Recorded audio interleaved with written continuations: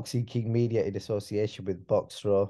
Delighted to be joined by Dev Sahni. Dev, I really appreciate your time, and I know you're strapped for time, so we're going to jump straight into the questions because I know we're both struggling for time. So let's jump in. Come on. let's jump in straight in because that's how we like to do it at Boxing King. I've got to ask you, Eddie Hearn said in an interview recently, and I saw that you responded to it straight away on Twitter. He said that the Tyson Fury Chisora fight did less than 300,000 views, pay-per-view buys, should I say? And you were straight in. There's no way he could know the numbers, and it's impossible for him to know. So I want to ask you first, are you aware of the numbers and how successful was the pay-per-view event? So I don't know the numbers, but I know that he doesn't know the numbers. I know that there's a very select few people that will know the numbers. I have that on very good authority. He's just being a promoter, a rival promoter. He's obviously AJ's guy. He wants to put a number out there to try and discredit Tyson Fury. And I just thought, well, you can't just let that just live out there. You got to push back against it a little bit, like, because like he doesn't know. He's just saying it. He's been saying these things for years, and it's the idea that, like, what are BT gonna disclose their numbers to Eddie privately, but yet DAZN can't disclose their numbers like publicly. It's mad. Like, he's just saying it. He's just being a rival promoter, but yeah, he doesn't know. And it's not even like yeah, but Chisora would know. Chisora wouldn't know. Chisora was an opponent brought in on a flat fee. He had no visibility of the pay-per-view revenue. He wasn't brought in on any sort of split or anything like that. Or you own, X% of the show. It's nothing like that. It was just an opponent brought in. If it was Fury versus Joshua, I'm sure that would have been a much broader, bigger conversation where everyone would see everything that's going on. But this was just Chisora, a B-side opponent, brought in to fight on Tyson Fury's show. So no, he doesn't know. To be fair, that was one of my questions. If Chisora could have been the person that suggested it in case he had like a split on the pay-per-views. So, you said a select few people know. Is there a possibility? Because you see, like, people like Benson on Twitter, everything boxing, all these guys on Twitter seem to they have leaks in certain departments. What if Eddie Hearn's got a leak in the BT offices and somebody's giving him some reliable information? Could that also be the case? I think it's Because it's highly, number. highly likely, because like you would select a few people that know. Very, like, I don't know, and I'm there's no bigger Queensbury sort of brand ambassador and soldier than myself, and I don't know. So I think they'd be very careful with who that information is given to, whether it was good or not good. But it certainly wouldn't go to the management team of Derek Chisora, which happens to be the management team of Anthony Joshua, who happens to have a very close working relationship with Eddie Hearn. Just wouldn't happen. And what about the if it was 300,000 buys? Obviously, you're involved with Team Warren. Would that be deemed a success? Were you expecting more? If it is, I'm just saying, if hypothetically speaking, if it was 300,000. I don't know. I mean, because I don't know the number, it's hard for me to comment. I mean, All if I that was will the say number, is that, would that be classed as a success? yeah, I Based don't on know what they were looking at to make it all add up. I don't know what they were looking at, what numbers they had to hit. What I would say is that the event was definitely a success. Look at Tottenham Hotspur Stadium; it was absolutely packed out. And here's the other thing with regards to putting out numbers to try and discredit Tyson Fury. For some reason, he's also saying, yeah, there's only 40,000 people in there. They've done well. There wasn't. It was absolutely packed. It had just under 60,000 people in there. So that is the case. But rival promoters are going to do that. He does it to other promoters as well. It's what they do. I'm sure other promoters have done it to him too. That's the game. I just thought I'd put something out there to just sort of push back a bit. defending Team Warren, Dev, and then also the other thing he suggested was the attendance. I think the number was, Eddie said you sold 40,000 tickets, which he commended, and he said that is a good figure because obviously it's common knowledge that in the last 3-4 months the crowds have been getting smaller and smaller at all the shows, to be fair, and it suggested 10,000 on top of that were comps. Can you add to that? Was it 50,000 in there? there was 60,000 in there, or shade under 60,000, whatever was announced by Tottenham. There is a number out there. I think it's like 59,427, something like that. But effectively, 60,000 people in there. So yeah, it was packed. And just look at the videos that have been going around. There's no like empty seats or anything like that. And yeah, I mean, I had some fun going back and forth with people on Twitter saying, like, no, actually, I saw plenty of empty seats and I was there. And then someone said, can you like post your ticket just to show you were there? They just went completely quiet. And there are going to be empty seats during the night when people go off to buy food and they go and get a drink and then they come sit down. But look at Tyson Fury's ring walk. Just look at all the videos on social media. That speaks for itself. And the fact that it even needs to be like debated is just like, it's just funny, isn't it? As an outsider, I will say, because you do see people on Twitter saying, "Oh, the tickets have been sold at Ticketmaster, and there's going to be nobody there." As you reflected there, there was a lot of people in the crowd, which you could see on TV. But as a similar comparison, the Josh Warrington fight versus Lopez last week, I saw people saying, regards to that, there's hardly anyone there. I was there ringside; it was packed out. It was probably the biggest crowd I've seen. Like, obviously I wasn't at the Fury Chisora fight, but that was a big crowd in recent months. So people on Twitter or whatever it is do make stuff up. Yeah, literally, they will make stuff up. It is, yeah, it's quite funny, and then they will defend it like no, I'm not having that. You are wrong. You are incorrect. But yeah, that is the game. That's the world we live in. There will be misinformation out there everywhere. Sometimes you just got to push back on some of it just to recorrect a narrative. And talking to Tyson Fury, as you know, I'm a huge fan of Tyson Fury, but I've got a question. His few recent statements. Obviously, in the build up to the Chisora fight, he referred to as Usyk as a middleweight, small guy, and then I've seen in recent interviews he's now suddenly, being compared 6 foot plus, same size as Muhammad Ali. What's all that about? Listen, it's all just building the fight, to be honest, mate, isn't it? It's just the more he talks about Usyk, and Usyk, he's got a great profile anyway, but he could do with a bigger profile, right? The more he talks about him, the more he builds him up, the more he calls him this, calls him that, and Usyk responds, just builds the fight more and more, gets more and more people interested. So if he's calling him a middleweight one week and then calling him, I don't know, a giant heavyweight the next week, it's all just good fun. I wouldn't read too much into it. The reason he's called him a middleweight is because historically he boxed as a middleweight, as an amateur. That happened. But so Sean Porter beat him as an amateur. FYI, these things have happened. But I think you can't sit there and like dissect everything that Tyson Fury says, because you'll drive yourself crazy. Just enjoy the ride.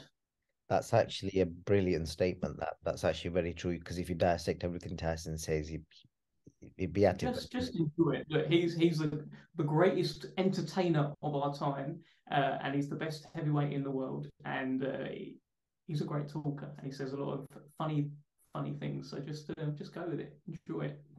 And just talking of that, I'm guessing the fact that they're aiming for Fury Usyk early next year, negotiations have got to be like really right towards the end right now. I'm assuming. Can you give the fans any sort of update with regards to, everyone's expecting it to be in Saudi Arabia or in the Middle East somewhere? Any update on that front? No, as you know, I'm not close to it, and I'm also, if I did know, I wouldn't say anything. I don't know, but I can only go by what I said with what I spoke to Frank about last week on an interview, and he said everyone involved wants the fight. There's not really any reason why it shouldn't happen. So it feels like it should happen, right? I mean, if everyone wants it, that's the fight that Tyson's been on record saying he wants next. It's the fight Usyk says he wants next. It's an undisputed fight. It trumps everything else around it. So it should happen next. So I guess it's just be patient and hopefully we get some good news. Definitely. I want to get you. I'm going to come back to Queensbury. I just want to get your opinion on this recent situation with Lawrence Okoli. I'm pretty sure you've seen interviews from both sides. As an outsider, based on what you've heard from both people so far, what do you think? I don't want to say what side you're on, but what do you think then the truth is? So yeah, obviously, I'm an outsider on this. I don't know the ins and outs. I'm with regards to this situation, I'm just a boxing fan who's watching it unfold. The only thing that I can, and I tweeted this as well the other day, the only thing I can point out, whether right or wrong, or on the Eddie Hearn side of it, whether he's in the right or he's in the wrong, the stance has changed. The stance used to be, if you don't want to be with me, off you go. That used to be the stance on it. And I think he said, you'll never see me take fighters to court or things like that. It was very much like, I'm the man. You want to be with me? Of course you want to be with me. If you don't want to be with me, off you go. This sort of, if you don't want to be with me and you've still got a fight, or we think you've still got a fight under your contract and I'm going to make it difficult for you to leave, is a whole new different thing. I'm not saying it's not something that other promoters do.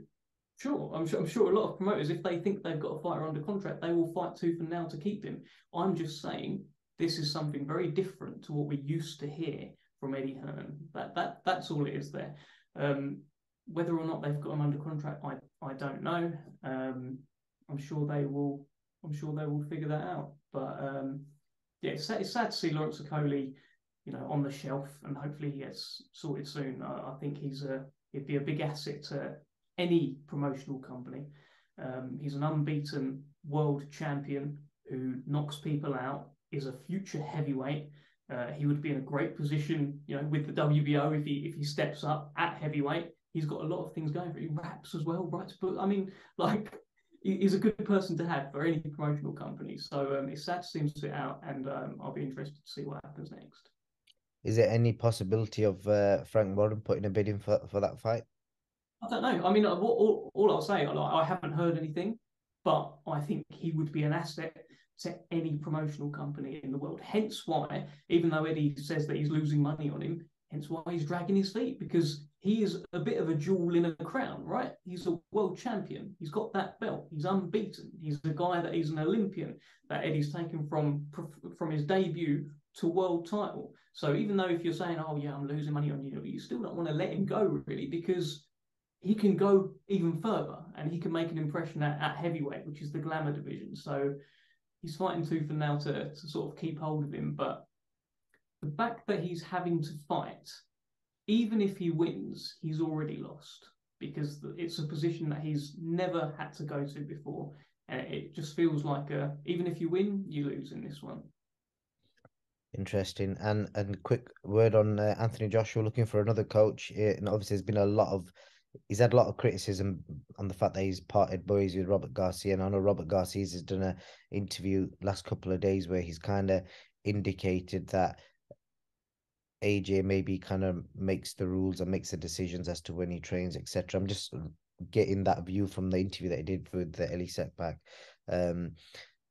What because I said the other comparison to this is Tyson Fury's had 3 trainers as well, if I'm right, possibly 4 if I think way back. But can we compare it to that situation?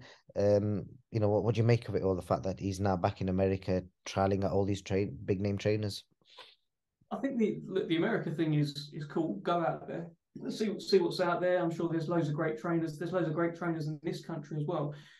Ultimately, I don't know if anything will make a difference unless he actually relocates and really puts himself in discomfort, because the discomfort breeds the hunger, in my opinion, from what I've seen in boxing. If he's just the boss in the camp and he's telling everyone what to do and no one can tell him what to do and he can decide this, he can decide that, maybe that's worked for so long. But it feels like right now he needs shouting at, basically. He needs, I've said this before, he needs a Teddy Atlas, right, to just tell him, and someone that he respects, right? So maybe he'd respect Teddy Atlas. I would hope so. If you've got Teddy Atlas screaming in your face, something like, we are firemen, like he did to Tim Bradley that amazing time, and all the stuff that he said to Michael Moorer, in the corner. These are the iconic speeches that I'm sure Anthony Joshua has watched over the years, because I know he watches these motivational videos. He needs, and the fact that he does that, watches these motivational videos, by the way, which he's gone on record saying, suggests he needs someone who can motivate him.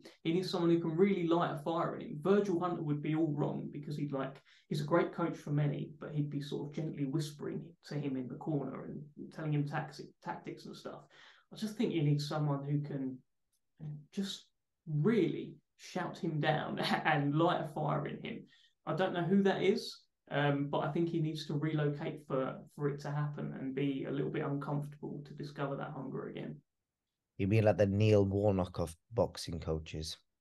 Yeah, it's that sort of thing, and it's also, and I've said this before as well. Maybe it's someone who doubles up as a bit of a psychologist as well. I think he's got everything, right? This is a guy, you look at him, he's an absolute monster. He's an Olympic gold medalist. He can clearly fight, he can clearly punch, he can clearly box. He's got so much going for him, but something up here just isn't clicking. I think there's scars from previous fights, and someone needs to come in and just sort of get rid of those scars. And that's just sitting down with, Cole Froch before the second George Groves fight. It was well documented. He had a sports psychologist in there, and George Groves could not get near him mentally in the build-up to that fight. And we saw what happened in that fight at the end. It needs someone to get inside here and just sort of sort it all out for him. Maybe that can happen, maybe it can't, but we shall see. And to conclude, Dev, you guys have got you're starting the year with a bang. You know, I've said it a few weeks ago. You ended the year with Fury Chisora and starting next year with Better Be of Yard. What a brilliant fight that is. How excited are you for that? And can you give us any updates on any other potential dates beyond that? Just quickly on that. I don't know any dates beyond it, but I am so excited. This is it. This is it for Anthony Yarde. A shot at the unified world light heavyweight title at the arena he made his pro debut in London, not far from his house. This is everything that he's been working for, everything him and Tunde have been working for. And it's built up to this seminal moment in his career, and I can't wait for it. And the challenge could not be bigger. This is an absolute monster. 18-0 with 18 knockouts coming over here. There doesn't appear to be much of a blueprint on how to beat him. He's been down a couple of times, but he always gets up and knocks the other guy out. Anthony Yarde loves this sort of thing. No one's picking him to win, apart from me, obviously. But mostly, no one's really picking him to win. They think Beterbiev's going to come over here. It's business as usual. And that is perfect for Anthony Yarde. There's almost no pressure on him. He can go in there, fight his fight, and in my opinion, come away as the new unified world heavyweight champion. Light heavyweight champion. Maybe heavyweight in a couple of fights' time. He's a big guy, isn't he? Interesting stuff. And then the last one, what is the strategy just for? on that quickly, just on that quickly, I just want to make a point on that. Be interesting to see if, because obviously there was this big offer from Eddie and Matchroom to try and make Yarde versus Buatsi when Yarde had the title fight lined up. So now obviously Yarde's got the title fight. So what's going to happen with Buatsi? Is he going to fight Bivol? If so, fantastic. Or are they going to make the Callum Smith fight? Because Callum Smith hasn't got, Callum Smith's in that position where he's got the Beterbiev fight, but it's not going to happen, soon. So why not make that fight? Why not make Callum Smith a £1 million offer, apparently, like you made Anthony Yarde, and make that fight? Easy fight to make, right? A couple of in-house fighters. Fantastic fight for the British boxing public. Why not? Dev Sahni throwing what would you call it? Throwing fireballs there. It's a good idea. I mean, I don't know what Buatsi's up to. Obviously, they pulled him out of the Pascal fight, so they must have some big plans for him. So it'll be interesting to see what happens with both of those guys next.